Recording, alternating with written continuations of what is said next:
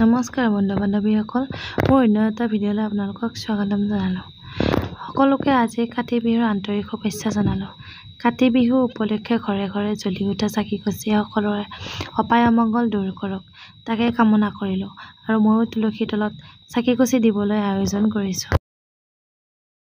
তুলসী তলটো মচি ল'লোঁ। এতিয়া দুখিলামান পাত কাটি ল'লোঁ। যিহেতু ওচৰৰ মানুহ দুজন এজন প্ৰসাদ খাবলৈ আহিব, সেয়ে পাতখিনি কাটি একেবাৰে ধুই মেলি ল'লোঁ।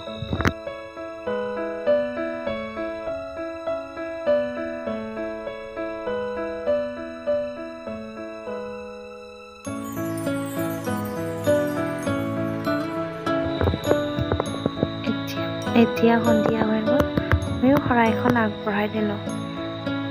লগতে চাকি-গছি জ্বলাই সকলোৰে মংগল কামনা কৰিলোঁ।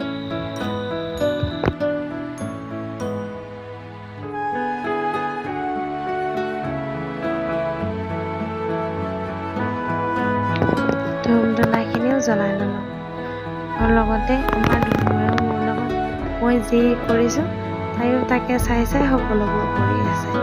ধূপডালে পুৰিব বুলি ভয়ো লাগে।